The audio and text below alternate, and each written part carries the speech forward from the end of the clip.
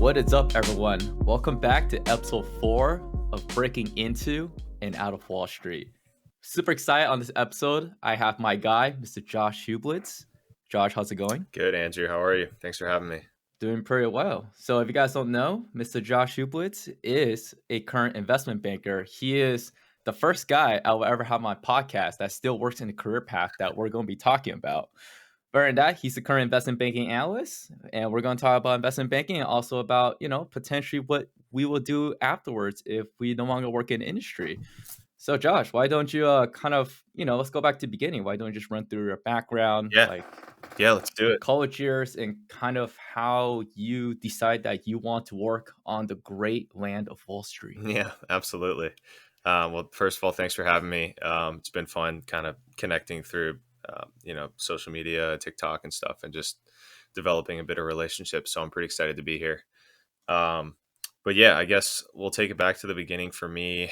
My investment banking journey started after I actually did a couple wealth management internships in college, and I kind of thought that financial advising, wealth management was going to be my route, but wasn't as fast paced and sort of competitive as I was looking for.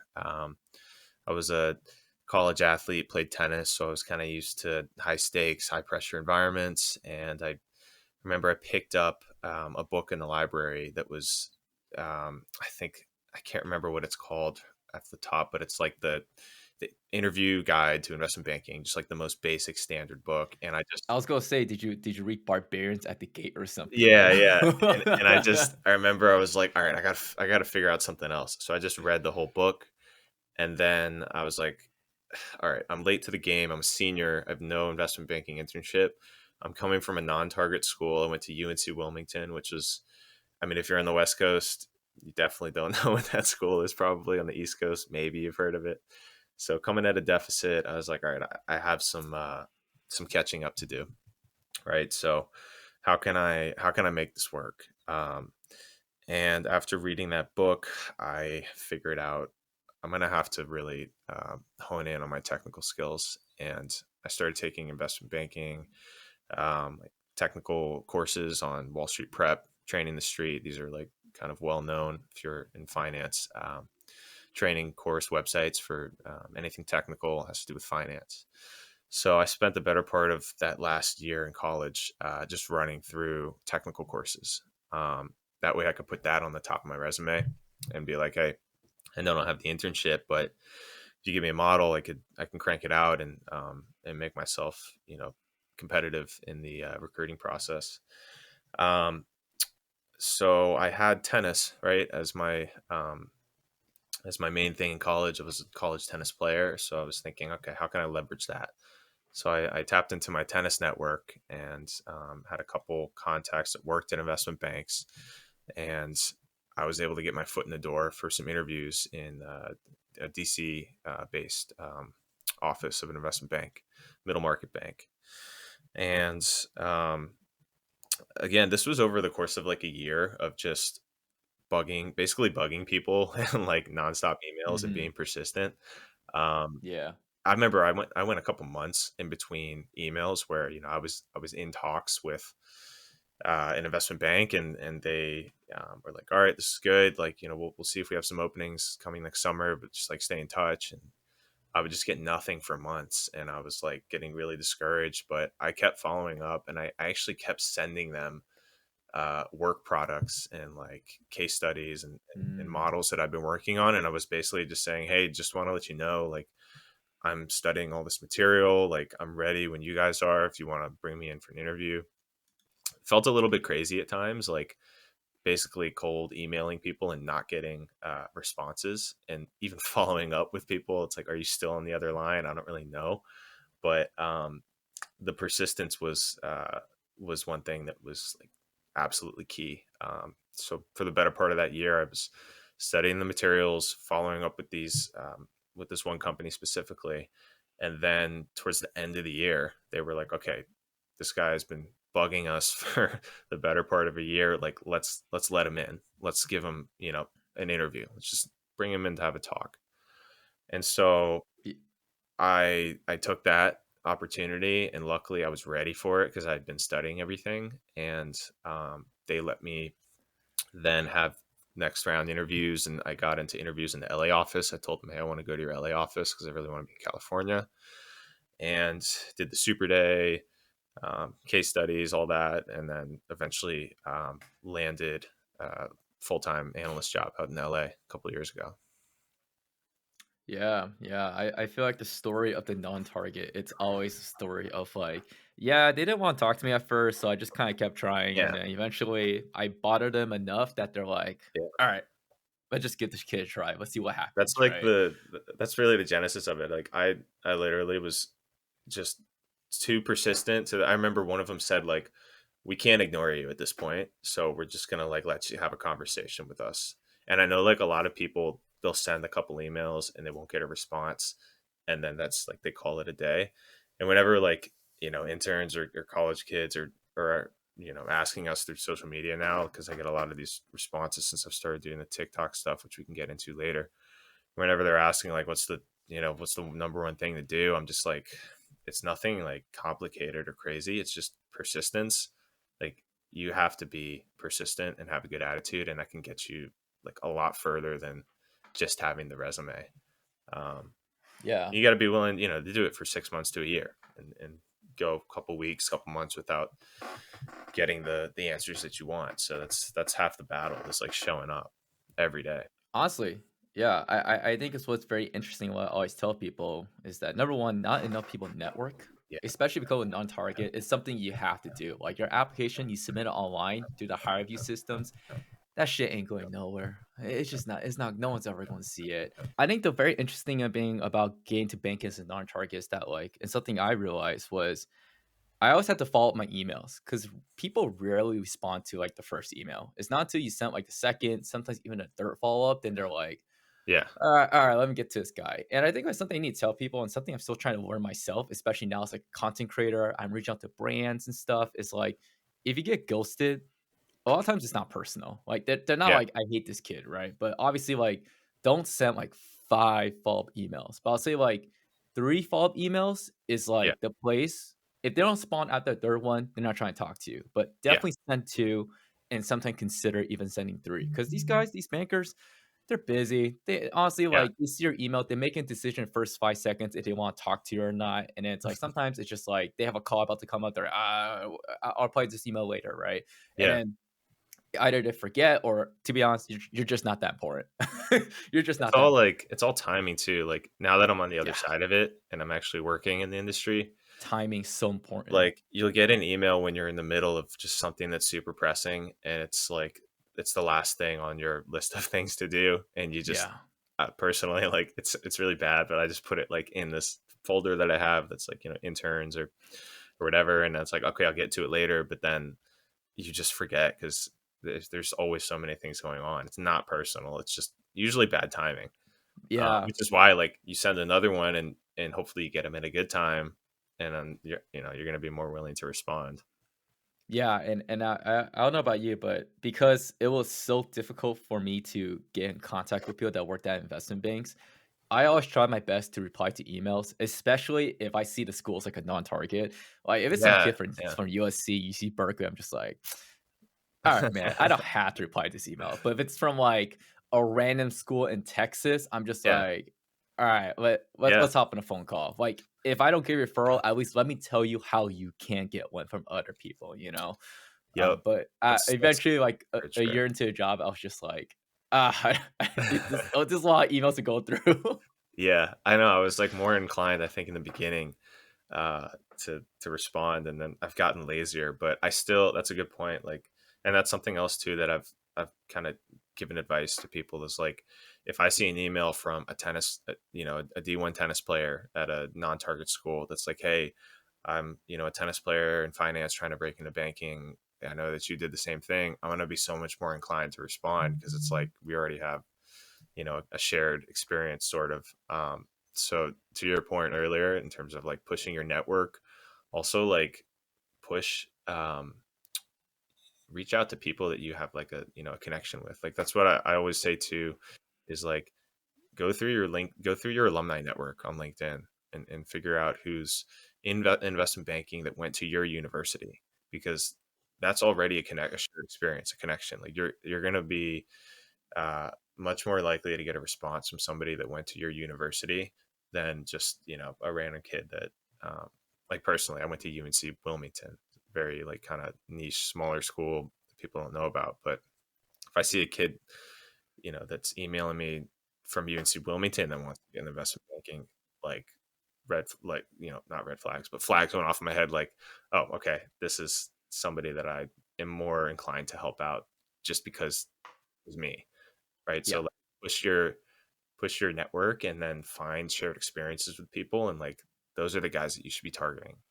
um, Yeah, yeah, and I think like what I also always tell individuals is that find a connection, but if you don't have a connection, at least show you did your research on the person's background. Like yeah, I get so many generic emails just like, hey man, I'm trying to get into banking. See you work at Wells Fargo. yeah.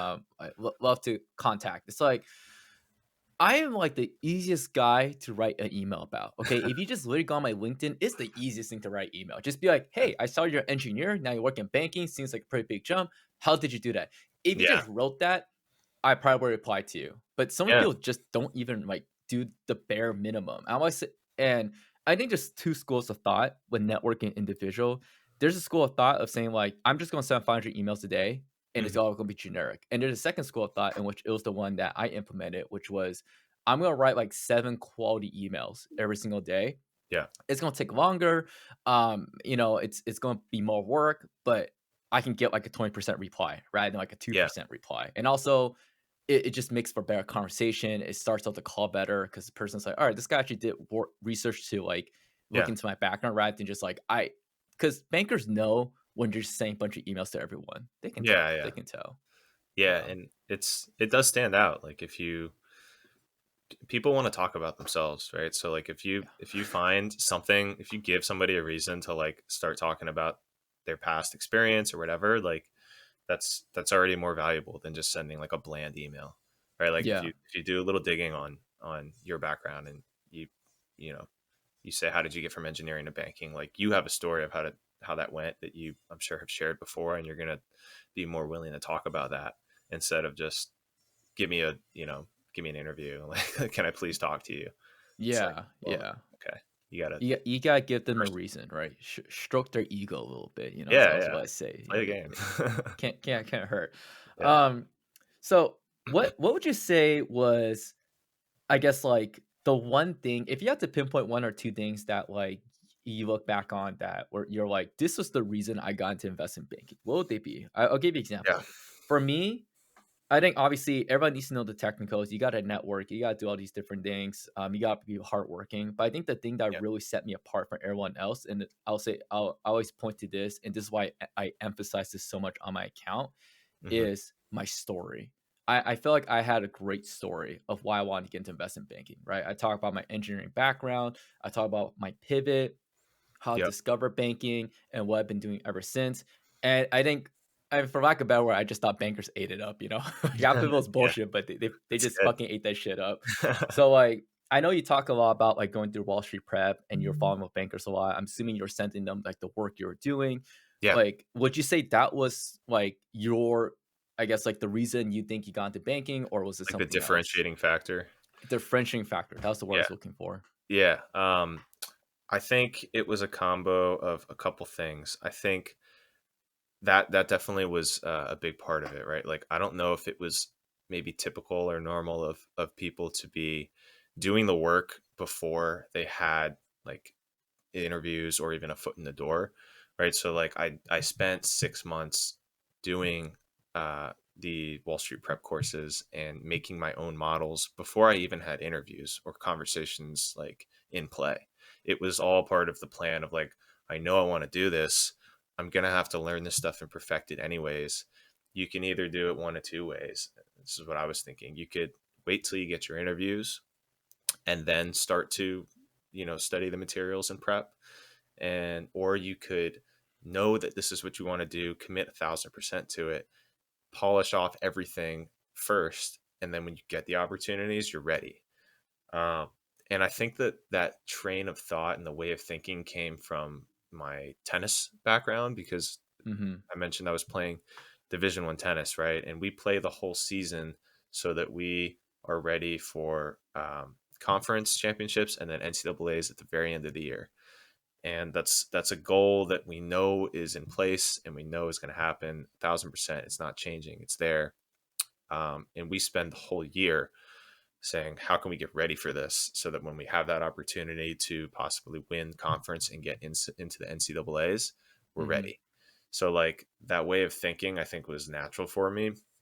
I don't think everybody thinks that forward way of thinking first, right? It's like, let me get the interview first and then I'll start studying. So I would recommend like, if you're going into banking, you got to commit 1,000% first because you can't just hope to get like an interview and then say I'll figure it out later and do the studying and prep once I get my foot in the door. It's like, no, you got to know that this is what you want to do first and ask yourself like if this is really what you want for your career, and then commit and start doing the studying now before you have the interviews. And it's a little backwards, right? And it can be a little like it can feel hopeless at times because you're doing all the studying and you don't even have like a person that you're talking with for a potential job yet. It's like it's a little bit crazy, but again, it's just like I was ready, and when the opportunity came, like I seized it because I was already prepped. So I think that was like a big differentiating factor. uh, Yeah. I I I always tell people who reach out to me is that they're because I another common question I get is like, is banking worth it? Should I do investment banking? And I'll yeah, tell you my perspective, but I'll also say this: it's like if you're gonna go down this route of recruiting for investment banking, you need to be 100% in. This is not, especially if you go non-target. This yeah, is not a career path that you can try to get into without 100% dedication. Like you yeah, can't have one foot in, one foot out. It's not gonna work. It's just not gonna work, exactly. Yeah, unfortunately. Yeah, and you got to have and 2 feet in before you even have a call in the books, right? It's like kind of, exactly. and again, I'm speaking from the perspective of a non-target because you're not getting a lot of looks, so you got to know that when you get one, you damn sure better be ready, right? So that was my thinking, and yeah, it luckily worked out.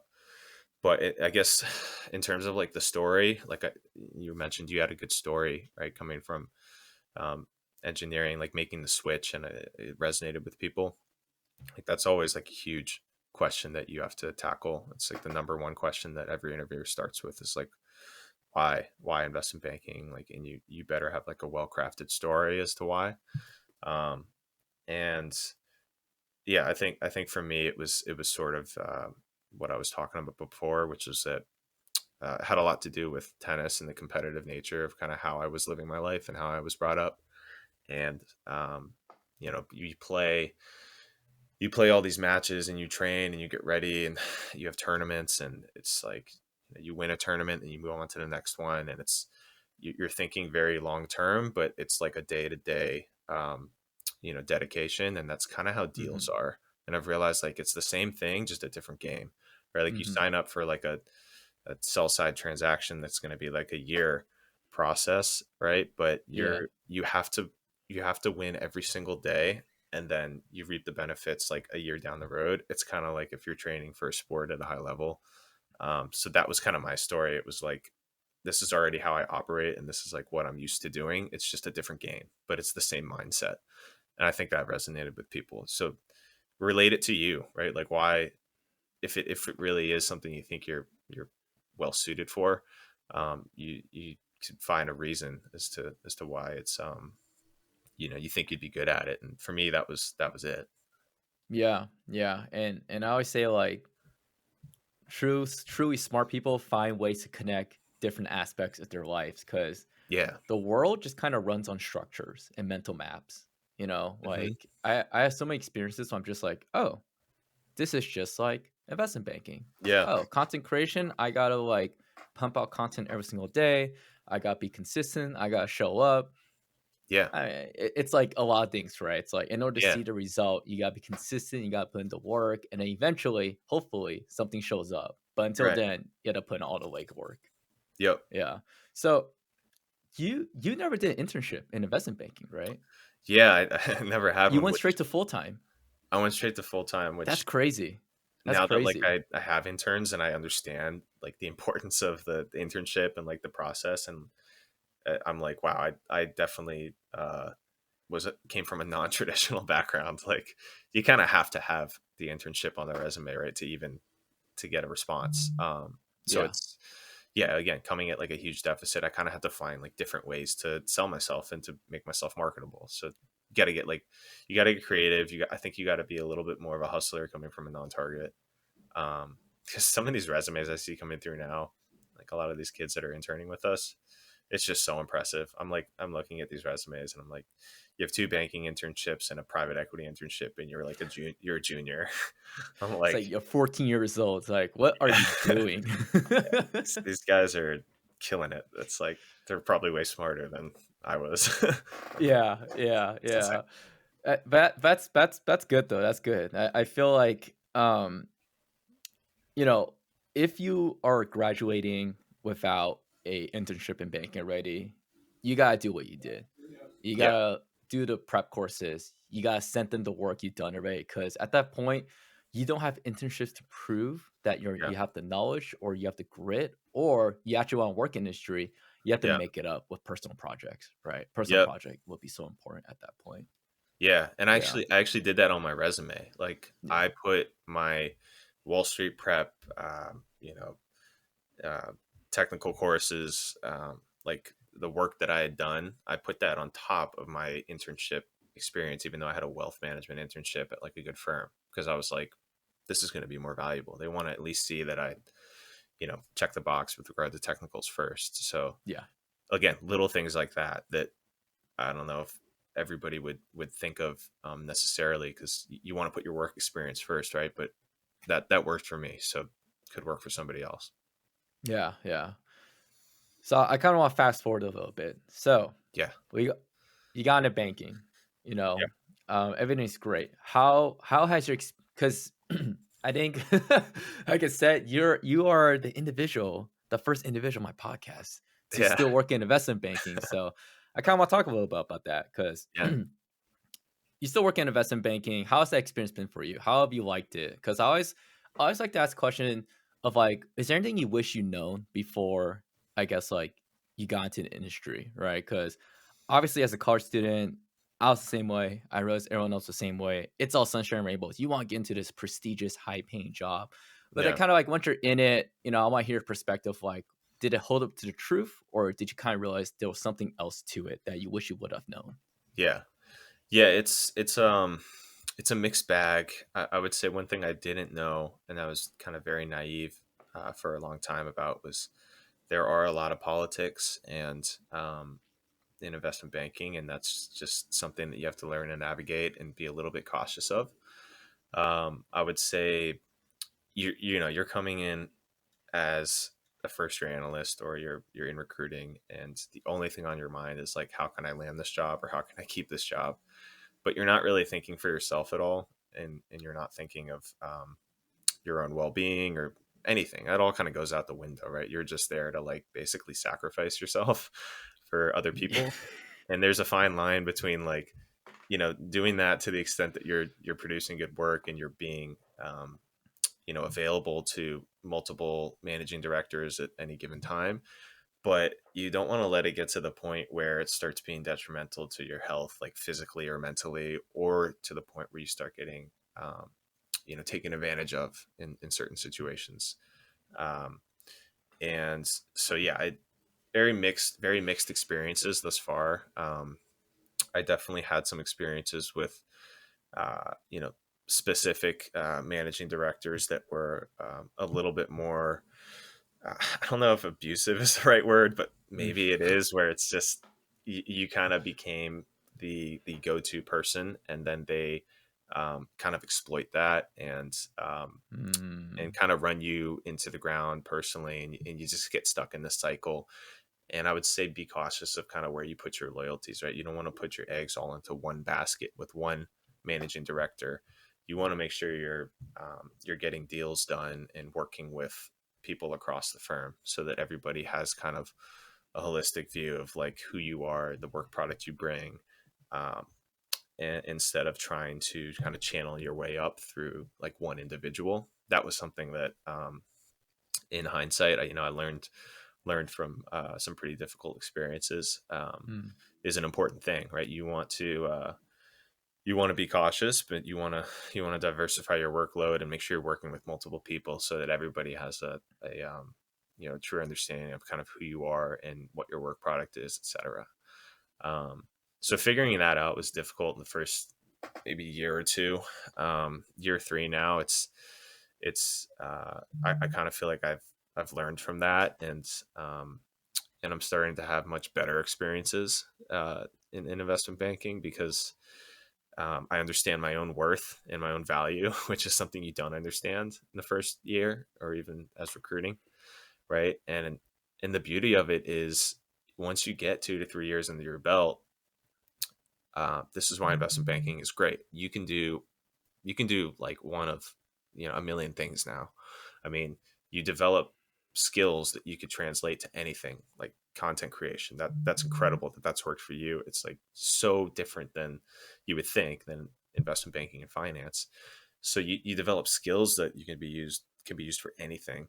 But then you also become so marketable just because you have 2 to 3 years of banking on your resume that you can leverage that into getting like any job that you want, right? Especially in finance, like you're at least going to get your foot into pretty much every single door, right? Like I had a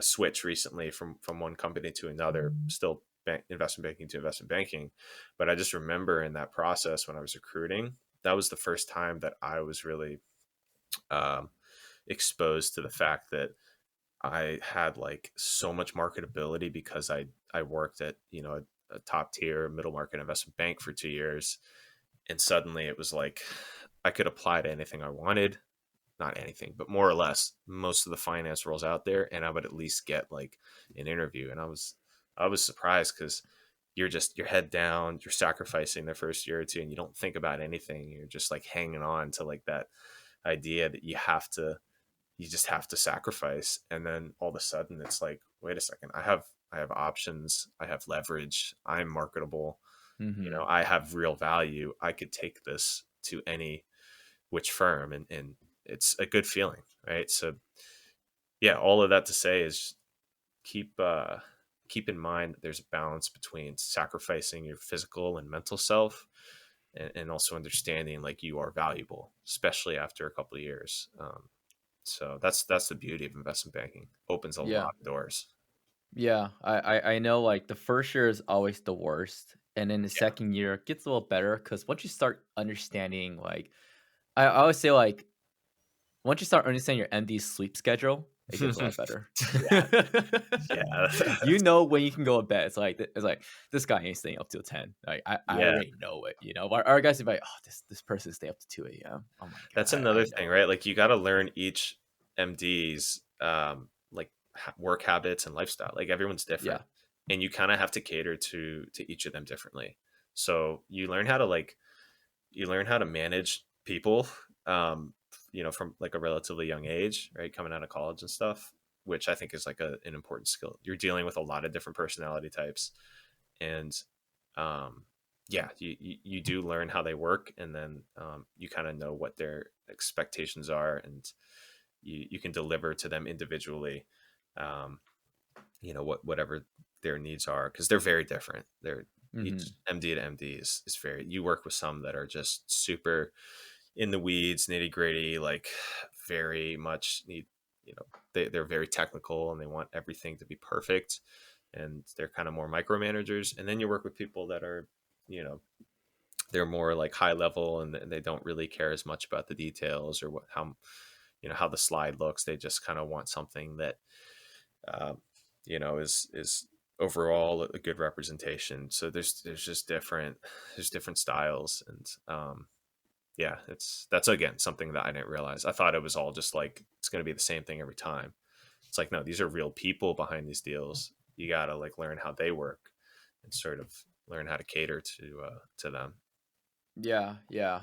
And I kind of want to touch a little bit more upon, like, I think something that maybe you can spread a little advice to like the current incoming investment bankers Yeah. or people who just wrapped up the first year is how do you set boundaries at work, right? How do you set these Yeah. boundaries in investment banking? Like, I don't know if you have any mindset tips or any actual tangible tips that you did that were able to set these boundaries because it's all about setting boundaries at the end of the day.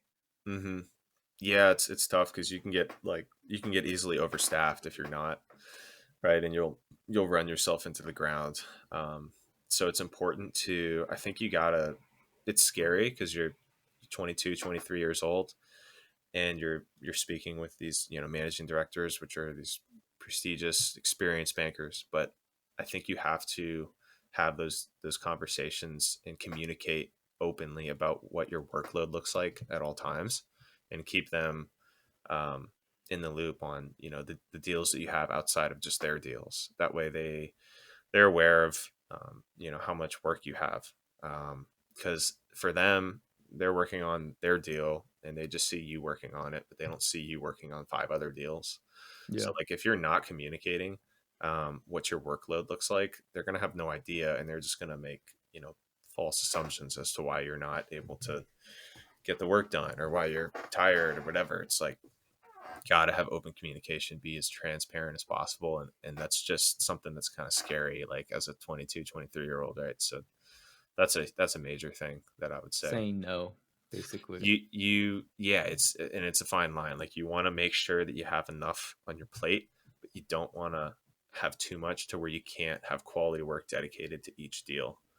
So there does come a point where, like, if you say, if somebody's coming at you with like a new pitch they need help with, but you got 5, 6 deals on the table, and you actually genuinely don't think that you can like produce good work on that because you'd be too spread too thin, then it's time to like respectfully say no and let them understand that you have all this other work, and they're gonna get it, right? Like they don't want you to be lackluster in dedicating yourself to something else if you don't have the time or the resources to really Hmm. do it like fully.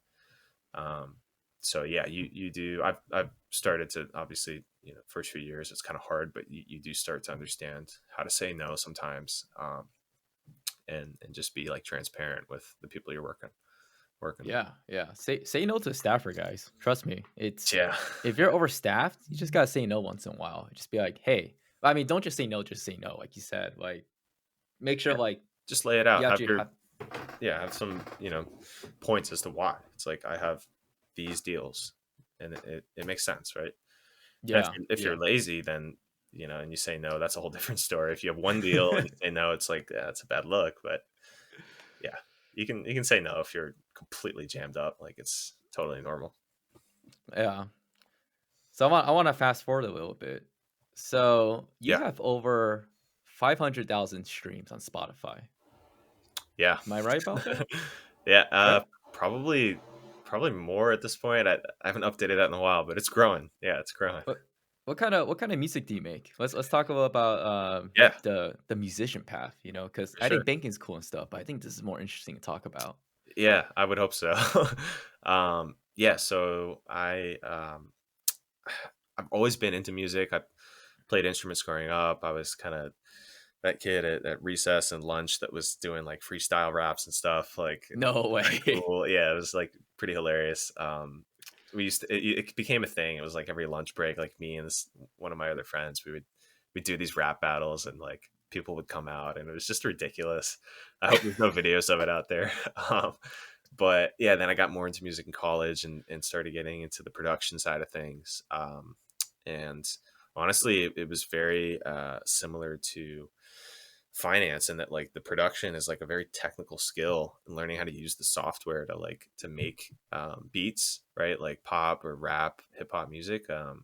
You can get as into it or not as you would like. It's kind of like Excel. It's just a software or like the platform, and it's like how good do you want to get at it?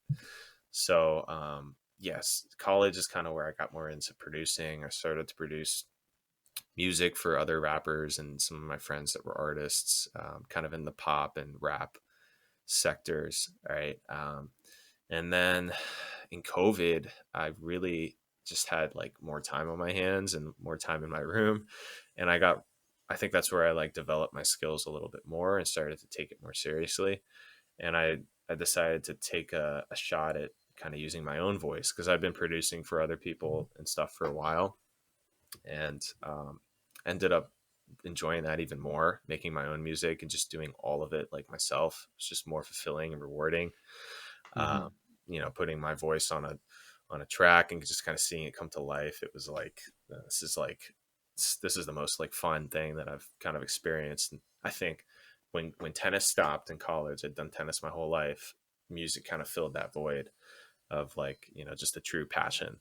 Um, and yeah, so like more recently, last couple of years, I was like, all right, let's take this to another level. I'm just gonna start putting songs out there, which was super like vulnerable in the beginning and like Super vulnerable. very scary. Like, I came from working behind a computer and like being able to, kind of be out of the spotlight. But it was very scary. And then I did it and I put one song out, and like all my friends and family and everybody was like super receptive to it and very supportive and like wanting to see more. And they all were like, I had no idea that you were into this. Like, this is super interesting. Like, can we get more music? And I was like, okay, I guess this went a lot better than expected.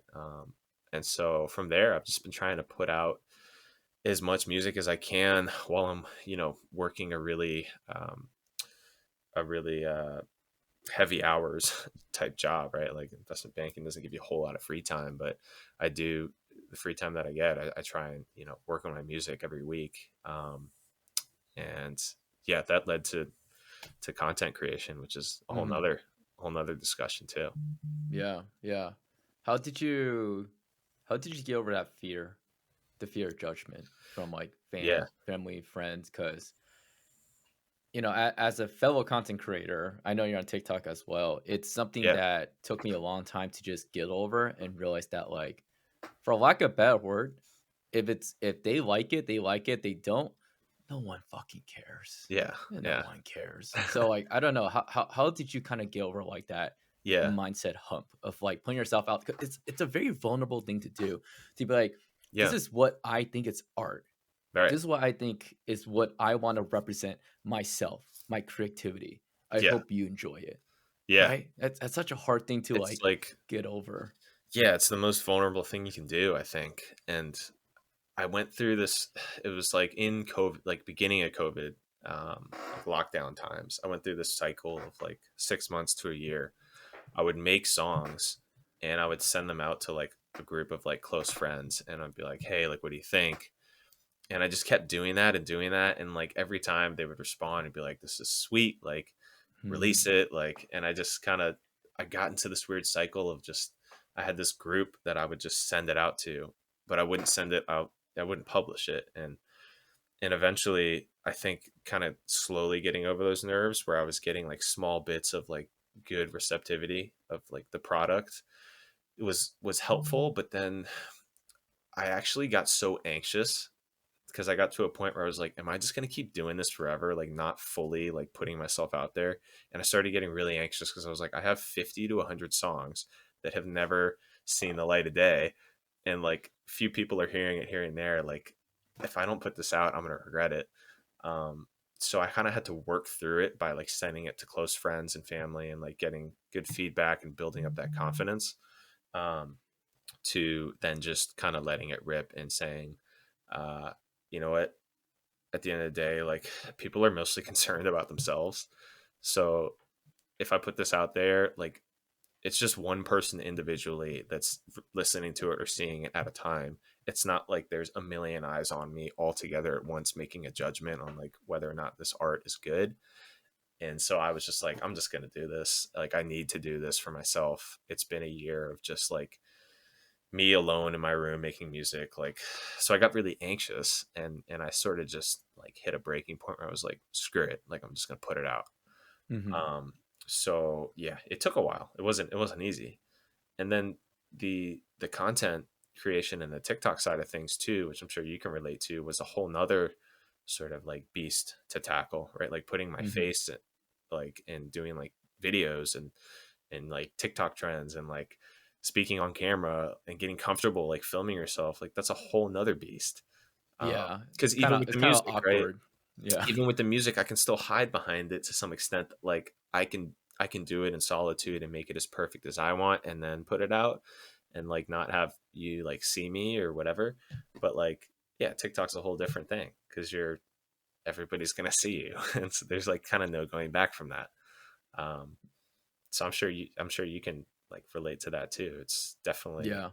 you gotta get really Yeah. comfortable with yourself. Yeah, it's like I woulda never expected myself to become I mean, I always kind of want to become a content creator, but Yeah. if you told me, like, a couple years ago, like, you're gonna be doing this, like, full Full time, time. Yeah.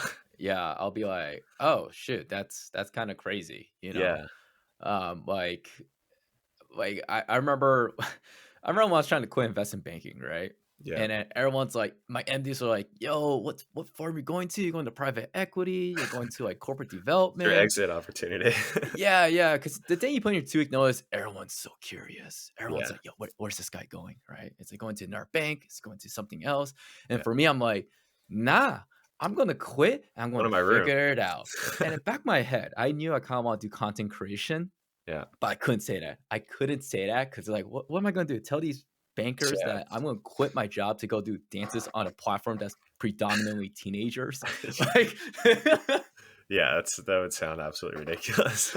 that's ludicrous. That's ludicrous, right? Yeah. But you know what? It's part of the journey. So Yeah.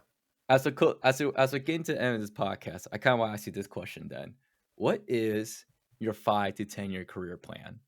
You know, we're gonna go with that interview question right now. God, it's What changed is so much. yeah, what is your ideal 5 to 10 year plan right now if you have to make Yeah. one? Because I know we talked a little bit last week. I know like if music takes off, like hell yeah, we'll want to do Yeah. that. So like, do you have a plan of what you want to do going forward, or is it like, yeah, I want to stick with banking. I think banking is great. What are you kind of thinking about right now? Yeah. Yeah, so I think for the first time, I I really can't answer that question as well as I could when I was interviewing in college and stuff, right? Like Me too.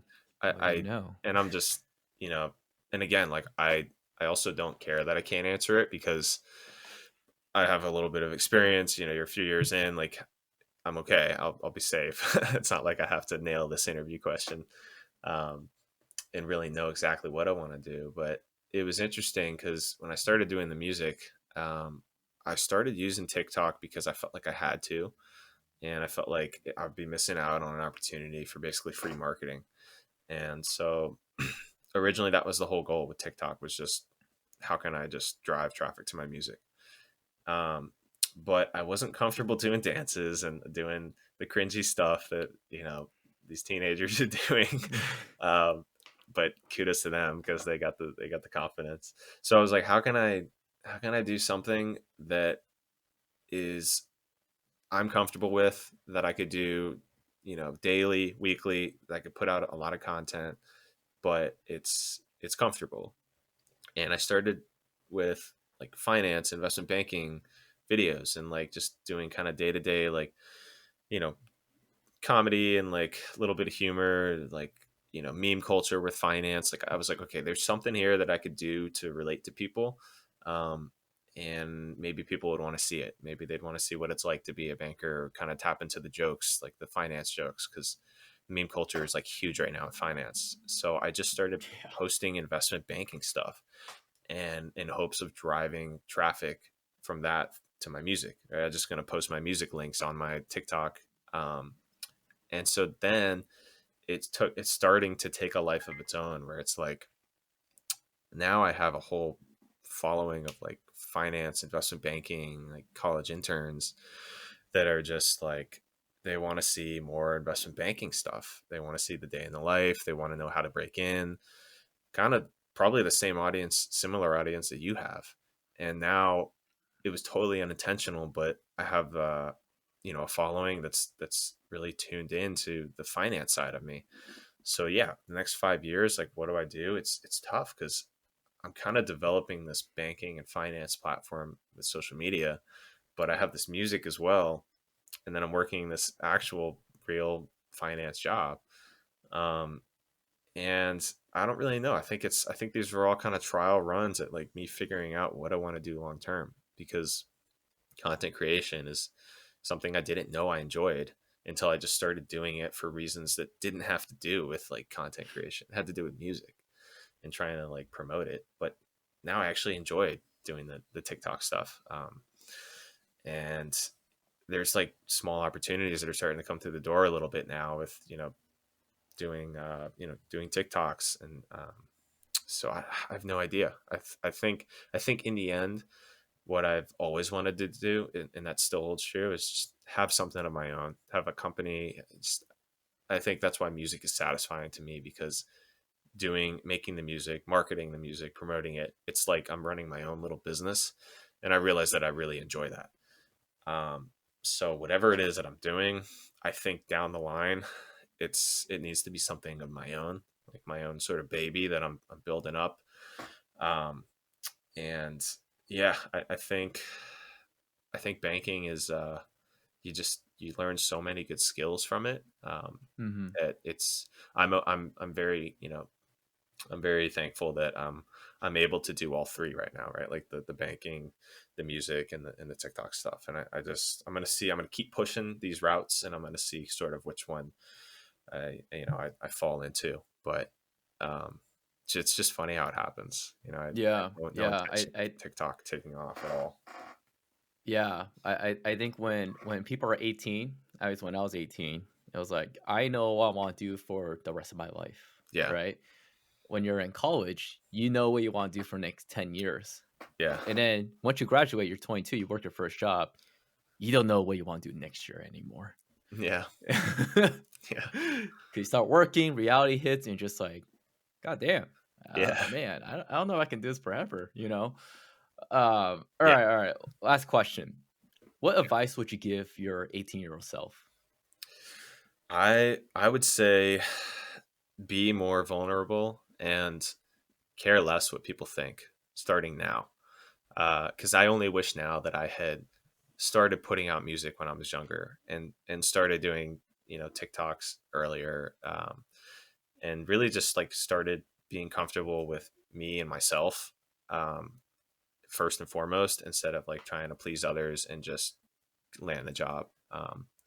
Because yeah, there's just so much growth, and there's so much learning that you get from being vulnerable and kind of exposing yourself, putting yourself in difficult situations. Like I think the growth there is just tenfold, and like it's so important. Um, so yeah, that's what I would tell my 18-year-old self. I was way too concerned with what other people thought of everything. Um, so yeah, it's it's pretty wild actually. It's a good question. Yeah. Do shit that scares you, Yeah, you know? yeah, If it exactly. scares you, it probably scares you for a good reason because you kind of want it deep down inside. Yeah, You know, that's kind of what I say. yeah, yeah. One thing my college coach, he always said that like really stuck with me was get comfortable being uncomfortable. Um, Hmm. and like at the time, I was like, all right, we're in the middle of fitness and we're dying. Like you just want us to like keep going, and we'd Hmm. be doing like a workout, and he would say that like get comfortable being uncomfortable, because we were physically dying in this fitness workout.